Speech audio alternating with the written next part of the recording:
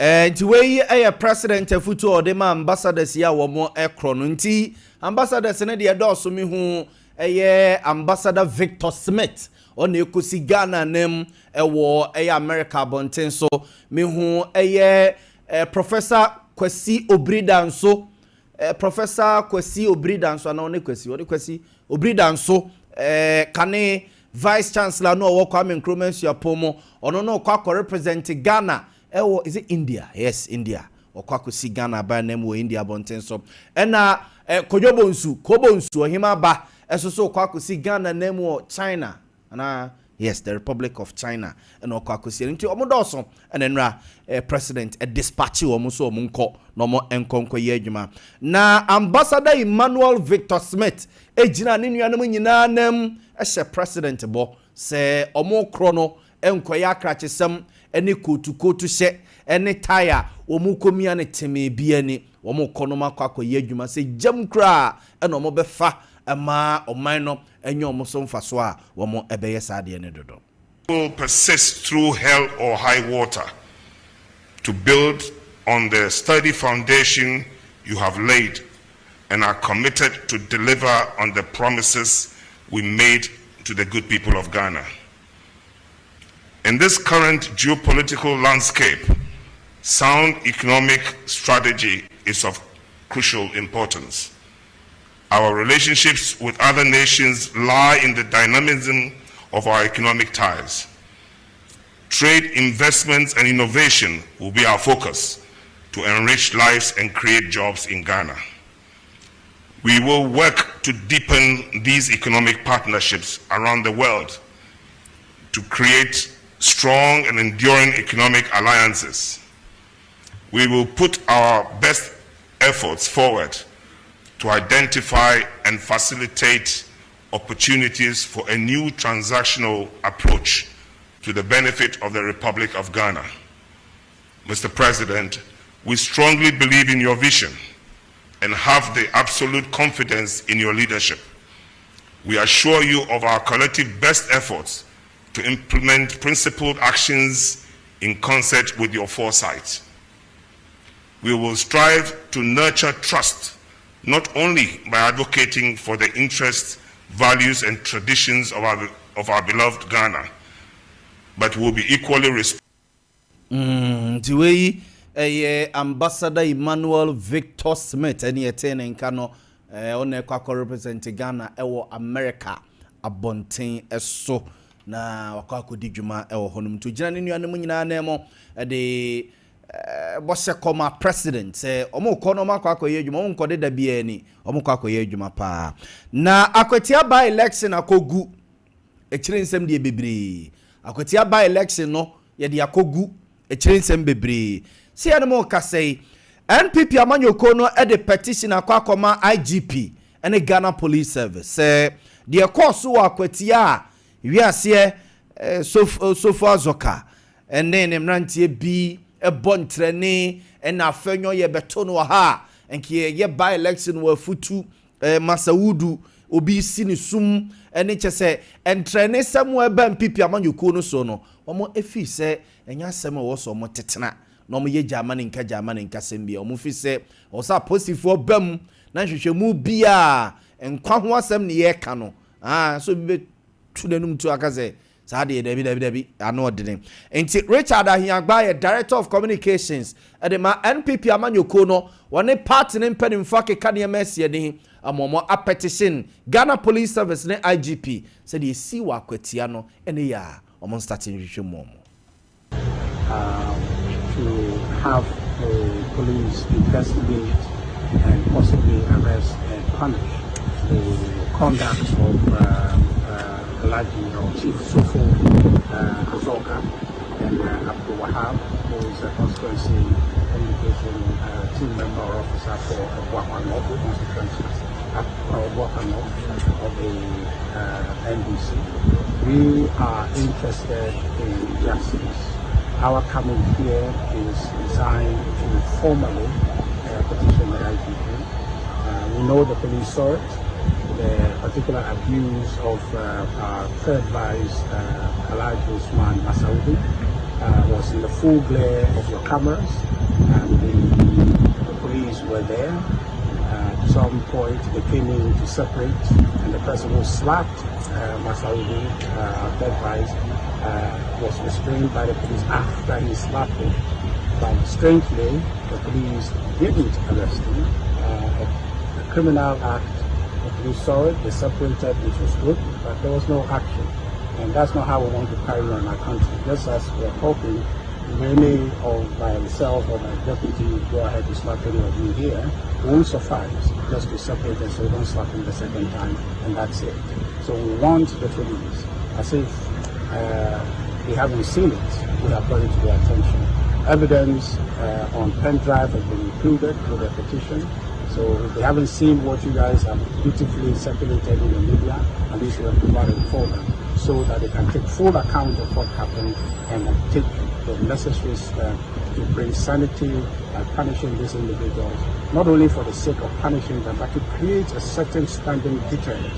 for all who would want to copy such behavior, and that our democracy will not tolerate that, and that is not part of how we want to engage ourselves in a democratic process. So that's the reason we came, and we are very happy, even though we didn't have the opportunity to extensively discuss with the IGP, who was gracious enough to give us a few moments, and then had promised that we can come in and see him. So we are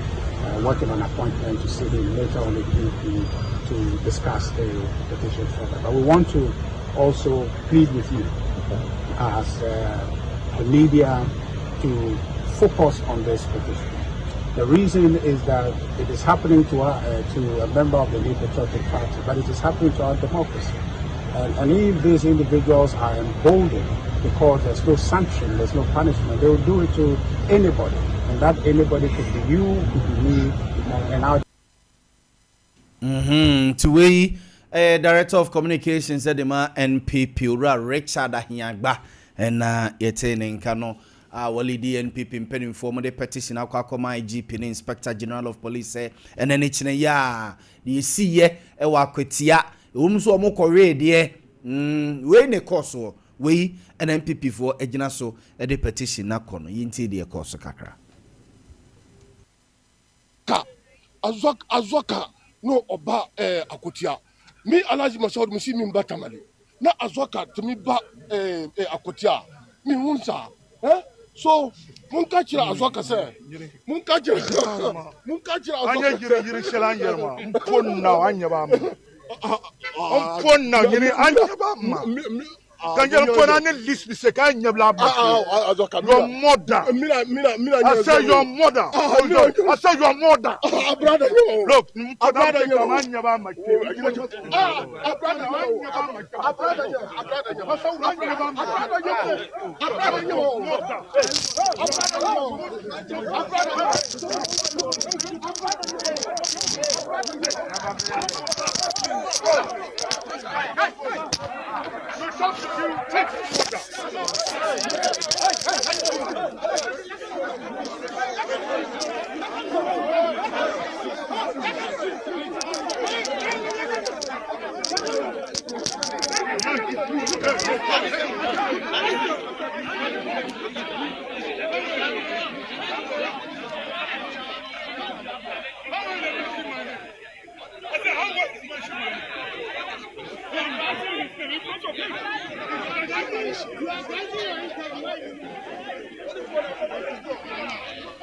Observe we na MPP for the who complain ekon we ene afenyo marking sensem no de who complain ekon na Akwatia District Police Command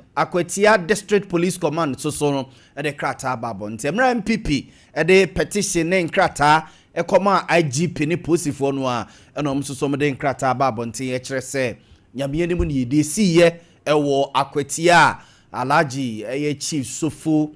Azoka ene ne mrantie no eto she Masawood MPP second third vice chairman so esi di sum chese didn't sapem no a dura bi kwana chese onyanani asekro de nsa bewura no omo chese oma commence investigations omo astatia omo eye mfifimu ewo sade no a esi ye no na me de mi busa me ho se na nya police for na ejina hoyi police for no mo jina hoyi mi hu ASP for wom me hu chief inspectors senior officers pa me hu bi wom anom nyina agegina ho no mo a afi omo na ekọ patantokoi me hu chief inspector ma ye ogina wo ye chief inspector ACP fo nyina na mo wom bi wa IGP ka kire say what is your best and your creme de la creme senior officers o ma ye adwuma na che so hu ene ekọ ho no mti mu nyina mo gina ho na say we si ye na ni nyina kwa e the investigation bi o na mo ba be police for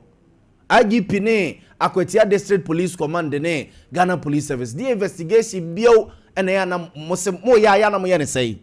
ya police for no mo ye ne say edu baby ya na ye bibi dodo mo hadwen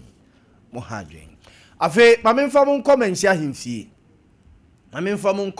menhia himfie ya Grace fa your friend say enra and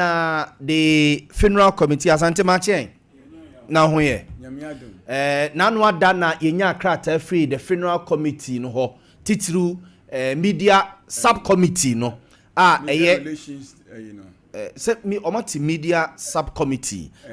led by in charge of media accreditation media activities ebekoso led by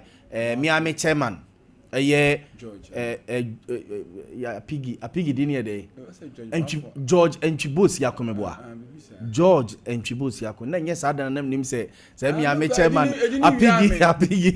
apigi we your program lineup no but omo statement no omo de buy say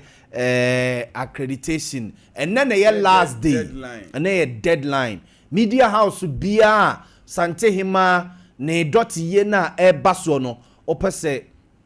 oko na okoye coverage na so okoye adwuma odu wani kokotete ho na okoko hwebie na o report ma otiefo no ahwefo etibie no ono mo ese fakrata abra ne twato ene twato ne pa ho a esi and committee no chaired by me chairman Ura George Anjibosi yakon dodo na sarmane se apigi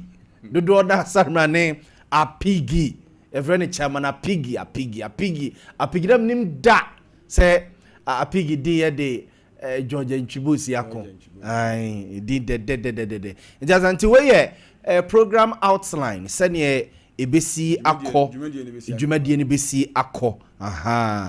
dwumadie ne besi akọ say edina yampa George Enchibusi yakọ on a chairman media subcommittee no of committee no matie ne nyina nti program outline no Nyankopon ya adoma Monday to Wednesday 15th which is 15th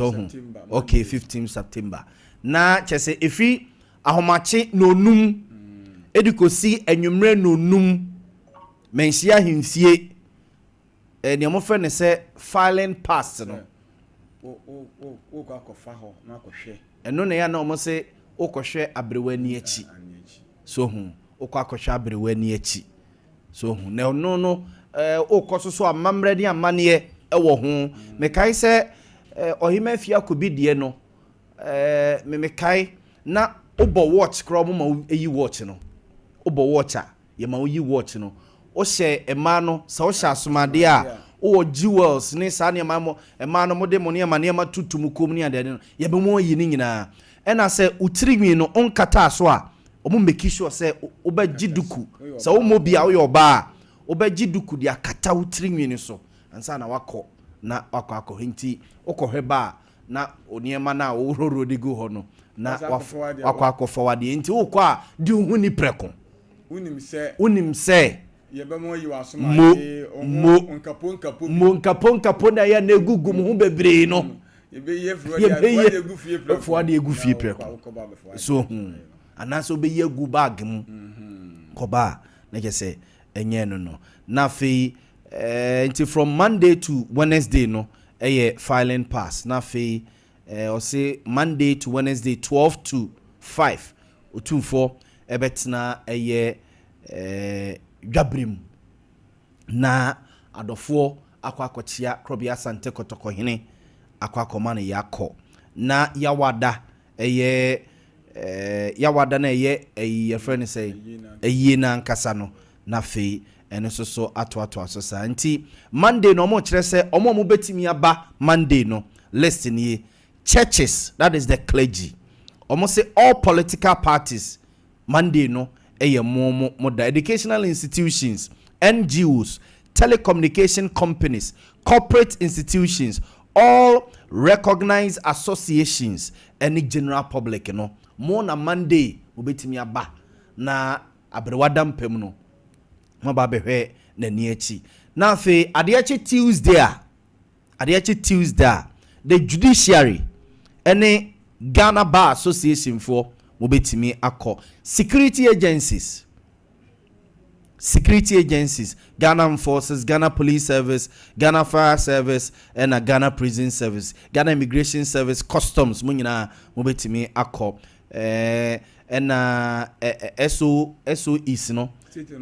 state-owned enterprises no public CEOs no most so Tuesday mobetimi akọ financial institutions Tuesday betimi akọ and a general public no so ebetimi asa akọ Tuesday bill so hu asante na yaba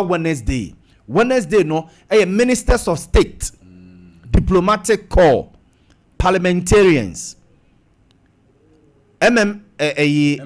MMDCs no non-Ashanti chiefs and only a Wednesday ahemfo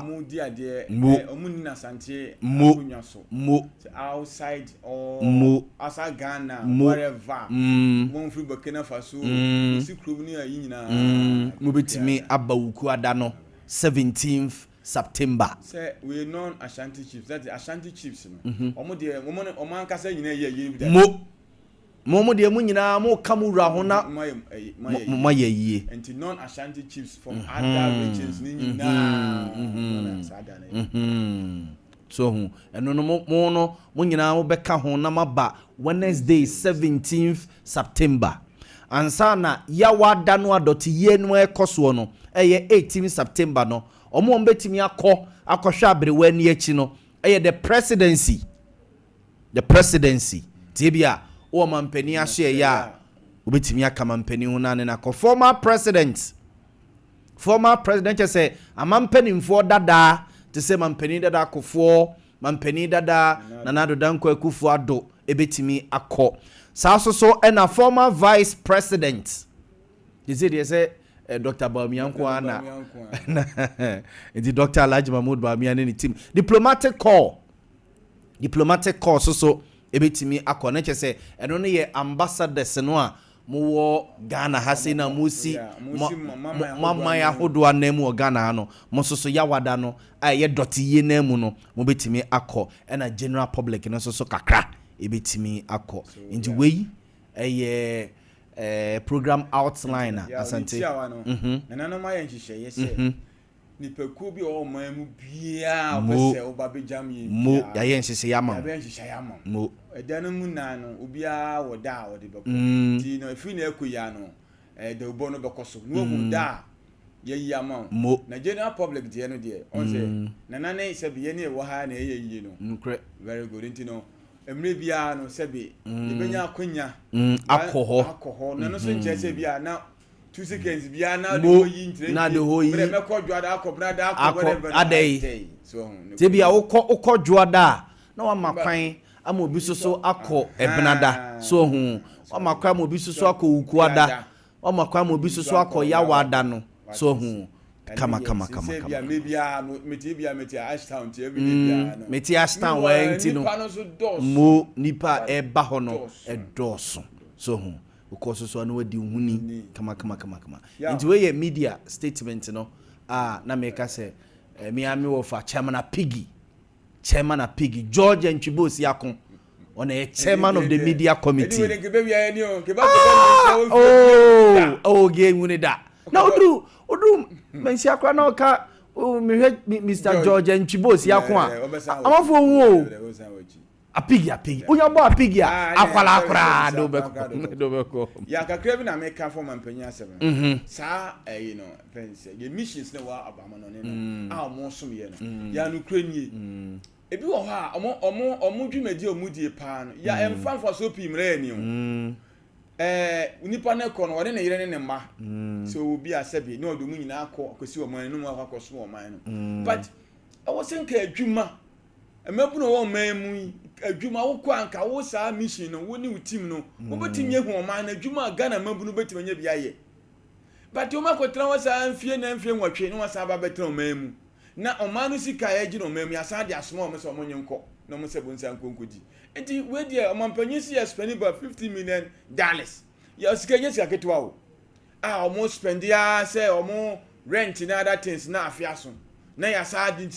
during the last 10 years about 150 million have been spent ɔmo logistics na other things sɛbi mfaso be nye free so but sɛ yɛ nanka woma yɛ kɔso mu ɔmo kɔsi ɔmo yɛ nanmu enka ɔmo yɛ nhyehyɛ am yɛ hu mfaso mbe ɔma no yɛ nya adwumasɛm saa ne ma na nka bɛbɔ because yaw ankra mpo bi atimi afɔ so atimi magana for maburu ko yɛ adwuma wɔ other countries yɛtimi sɛ some conditions Ghana for manam kwal enye enso Ghana for nam sɛ adwuma papa bia ɔmo nya bi nya nti sɛ bi no ɔmo kɔ yɛ sɛ adwuma wɔ nti sɛ embassy no the consulate no mo di saa aban no ɔman no yɛ nkutahudi anka bɛboa ma ɔman no mabu na nya adwuma yɛ weni nyama sɛ ɔmo yɛ ma yɛnya ɛso mfasoɔ na nyɛ saa na yɛde akɔkɔtra hɔ saa na afia so na wasa yɛdwutia wɔka saa mfasoɔ bi de nya firi mu nti ɔmanpanyin aka no yi sɛ ɔmfɔ ɔsie nye ɔyɔ ne wɔn demand accountability because baby zabi wɔ ne nya mfasoɔ kɔ mfi sɛ yaw yɛyi firi wɔkɔ na nka bɛbɔ ɛsɛ yɛyie